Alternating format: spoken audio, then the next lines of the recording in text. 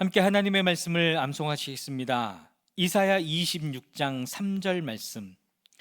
주께서 심지가 견고한 자를 평강하고 평강하도록 지키시리니 이는 그가 주를 신뢰함이니이다. 이사야 26장 3절 말씀. 이사야 26장 3절 말씀.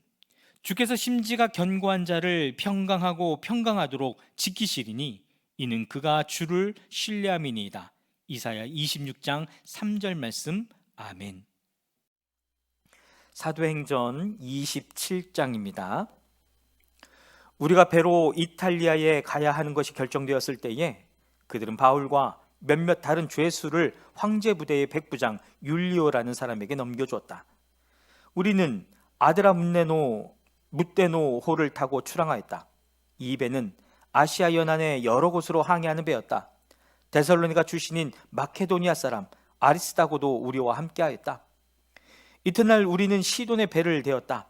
율리오는 바울에게 친절을 베풀어 친구들에게로 가서 보살핌을 받는 것을 허락하였다. 우리는 시돈을 떠나 백길을 갈 때에 맞바람 때문에 키프로스 섬을 바람막이로 삼아서 항해하였다. 우리는 길리기아와 밤빌리아 앞바다를 가로질러 항해하여 루기아에 있는 무라에 이르렀다. 거기서 백부장은 이탈리아로 가는 알렉산드리아 배를 만나서 우리를 그 배에 태웠다. 우리는 여러 날 동안 천천히 항해하여 겨우 니도 앞바다에 이르렀다. 그런데 우리는 맞바람 때문에 더 이상 나아갈 수 없어서 크레타 섬을 바람막이로 삼아 살몬의 앞바다를 항해하여 지나갔다.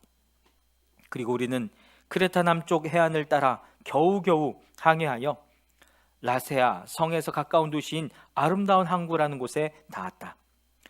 많은 시일이 흘러서 금식 기간이 이미 지났으므로 벌써 항해하기에 위태로운 때가 되었다. 그래서 바울은 그들에게 이렇게 충고했다. 여러분, 내가 보기에 지금 항해를 하다가는 재난을 당할 것 같은데 짐과 배의 손실만이 아니라 우리의 생명까지도 이를지 모릅니다. 그러나 백부장은 바울의 말보다는 선장과 선주의 말을 더 믿었다. 그리고 그 항구는 겨울을 나기에 적합하지 못한 곳이므로 거의 모두는 거기에서 출항하여 할 수 있으면 베닉스로 가서 겨울을 나기로 뜻을 정하였다. 베닉스는 크레타 섬의 항구로 서남쪽과 서북쪽을 바라보는 곳이다. 때마침 남풍이 순하게 불어오므로 그들은 뜻을 이룬 것이나 다름없다고 생각하고 닷을 올리고서 크레타 해안에 바싹 붙어서 항해하였다. 그런데 얼마 안 되어서 유라굴로라는 폭풍이 섬 쪽으로 몰아쳤다. 배가 폭풍에 휘말려서 바람을 맞서서 나아갈 수 없으므로 우리는 체념하고 떠밀려 가기 시작하였다. 그런데 우리가 가우다라는 작은 섬 아래쪽을 따라 밀려갈 때에 그 섬이 어느 정도 바람막이가 되어 주었으므로 우리는 간신히 거룻배를 휘어잡을 수 있었다. 선원들은 거룻배를 갑판 위에다가 끌어올리고 밧줄을 이용하여 선체를 동여매었다. 그리고 그들은 리비아 근처의 모래톱으로 밀려들까 두려워서 바다에 닷을 내리고 그냥 떠밀려가고 있었다. 우리는 폭풍에 몹시 시달리고 있었는데 다음날 선원들은 짐을 바다에 내던졌고 사흘째 날에는 자기네들 손으로 배에 장비마저 내버렸다. 여러 날 동안 해도 별도 보이지 않고 거센 바람만이 심하게 불었으므로 우리는 살아남으리라는 희망을 점점 잃었다. 사람들은 오랫동안 아무것도 먹지 못하고 있었다. 그때 바울이 이렇게 말하였다. 여러분은 내 말을 듣고 크레타에서 출항하지 않았어야 했습니다. 그랬으면 이런 재난과 손실은 당하지 않았을 것입니다. 그러나 이제 나는 여러분에게 권합니다. 기운을 내십시오. 이 배만 잃을 뿐 여러분 가운데 한 사람도 목숨을 잃지는 않을 것입니다. 바로 지난밤에 나의 주님이시요 내가 섬기는 분이신 하나님의 천사가 내 곁에 서서 바울아, 두려워하지 말아라. 너는 반드시 황제 앞에 서야 한다. 보아라, 하나님께서는 너와 함께 타고 가는 모든 사람의 안전을 너에게 맡겨주셨다 하고 말씀하셨습니다. 그러므로 여러분, 힘을 내십시오. 나는 하나님께서 나에게 말씀하신 그대로 되리라고 믿습니다. 우리는 반드시 어떤 섬으로 밀려가 닿게 될 것입니다. 14일째 밤이 되었을 때에 우리는 아드리아 바다에 떠밀려 다녔다. 한밤중에 선원들은 어떤 육지에 가까이 이르고 있다고 짐작하였다. 그들이 물 깊이를 재어보니 20길이었다. 좀 더 가서 재니 15길이었다. 우리는 혹시 암초에 걸리지는 않을까 염려하여 고물에서 탓 4개를 내리고 날이 새기를 고대하였다. 그런데 선원들이 배를 버리고 달아나려고 이물에서 닷을 내리는 척하면서 바다에 거룻배를 풀어내렸다. 바울은 백부장과 병사들에게 말하였다. 만일 이 사람들이 배에 그대로 남아있지 않으면 당신들은 무사할 수 없습니다. 그래서 병사들이 거룻배의 밧줄을 끊어서 거룻배를 떨어뜨렸다. 날이 새어갈 때에 바울은 모든 사람에게 음식을 먹으라고 권하면서 말하였다. 여러분은 오늘까지 열 나흘 동안이나 마음을 졸이며 아무것도 먹지 못하고 굶고 지냈습니다. 그래서 나는 여러분들에게 음식을 먹으라고 권합니다. 그래야 여러분은 목숨을 유지할 힘을 얻을 것입니다. 여러분 가운데서 아무도 머리카락 하나라도 잃지 않을 것입니다. 바울은 이렇게 말하고 나서 빵을 들어 모든 사람 앞에서 하나님께 감사를 드리고 떼어서 먹기 시작하였다. 그러자 사람들은 모두 용기를 얻어서 음식을 먹었다. 배에 탄 우리의 수는 모두 276명이었다.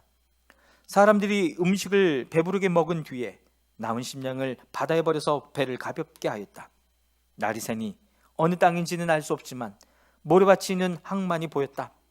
그래서 그들은 어떻게 해서든지 배를 거기로 몰아 해변에 대기로 작정하였다. 닻을 모두 끊어서 바다에 버리고 동시에 키를 묶은 밧줄을 늦추었다. 그리고 앞 도수를 올려서 바람을 타고 해안 쪽으로 들어갔다. 그런데 두 물살이 합치는 곳에 끼어들어서 배가 모래톱에 걸렸다. 이 물은 박혀서 움직이지 않고 고물은 심한 물결에 깨졌다.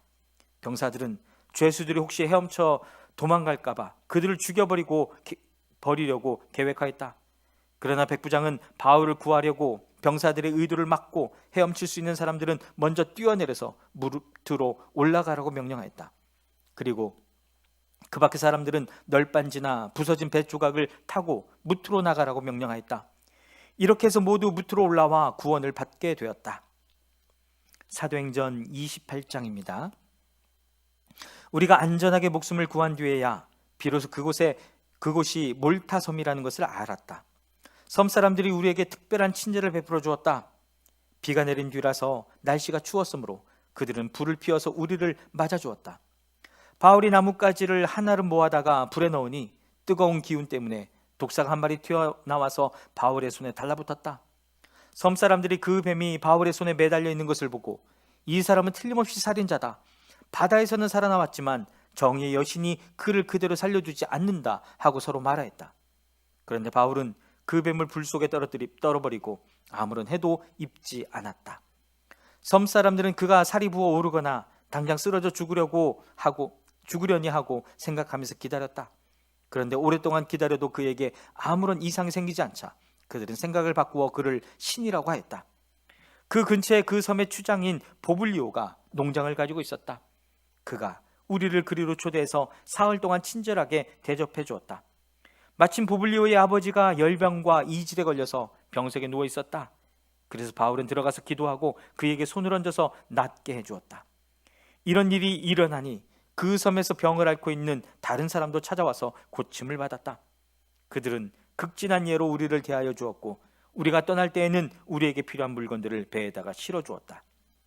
석 달 뒤에 우리는 그 섬에서 겨울을 난 디오스구로라는 이름이 붙인 알렉산드리아 배를 타고 떠났다. 우리는 수라구사에 입항하여 사흘 동안 머물고 그것을 떠나 빙 돌아서 레기온에 다다랐다. 그런데 하루가 지나자 남풍이 불어왔으므로 우리는 이틀 만에 보디올에 이르렀다. 우리는 거기서 신도들을 만나서 그들의 초청을 받고 1회 동안 함께 지냈다. 그런 다음에 드디어 우리는 로마로 갔다. 거기 신도들이 우리 소식을 듣고서 아피온 광장과 트레스 마을까지 우리를 맞으러 나왔다. 바울은 그들을 보고 하나님께 감사를 드리고 용기를 얻었다. 우리가 로마에 들어갔을 때에 바울은 그를 지키는 병사 한 사람과 함께 따로 지내도 된다는 허락을 받았다. 사흘 뒤에 바울은 그곳 유대인 지도자들을 불러 모았다. 그들이 모였을 때에 바울은 이렇게 말하였다. 동포 여러분, 나는 우리 결례와 조상들이 전해준 풍속을 거스르는 일을 한 적이 없습니다. 그런데도 나는 죄수가 되어서 예루살렘에서 로마 사람의 손에 넘겨졌습니다. 로마 사람은 나를 신문하여 보았으나 사형에 처할 만한 아무런 근거가 없으므로 나를 놓아주려고 했습니다. 그러나 유대 사람이 반대하는 바람에 하는 수 없이 내가 황제에게 상소한 것입니다. 나는 절대로 내 민족을 고발하는 것이 아니었습니다. 이런 까닭으로 나는 여러분을 뵙고 말씀드리려고 여러분을 오시라고 청한 것입니다. 내가 이렇게 쇠사슬에 매어 있는 것은 이스라엘의 소망 때문입니다. 그들이 바울에게 말하였다. 우리는 아직 유대로부터 당신에 관한 편지를 받은 일도 없고 동포들 가운데서 아무도 여기에 와서 당신에 대하여 나쁘게 말하거나 소문을 낸 일이 없습니다. 우리는 당신에게서 당신의 생각을 들어보고 싶습니다. 이 종파에 대하여 우리가 아는 것은 어디서나 이 종파를 반대하는 소리가 높다는 것입니다. 그들은 바울과 만날 날짜를 정하였다. 그날에 더 많은 사람이 바울의 숙소로 찾아왔다.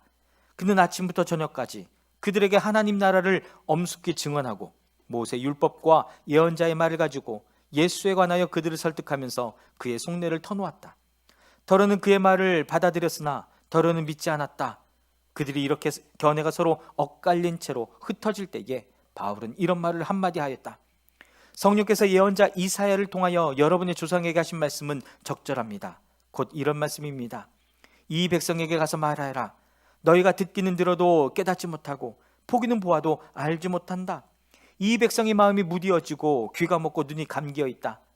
이는 그들로 하여금 눈으로 보지 못하게 하고 귀로 듣지 못하게 하고 마음으로 깨닫지 못하게 하고 돌아서지 못하게 하여 내가 그들을 고쳐주지 않으려는 것이다.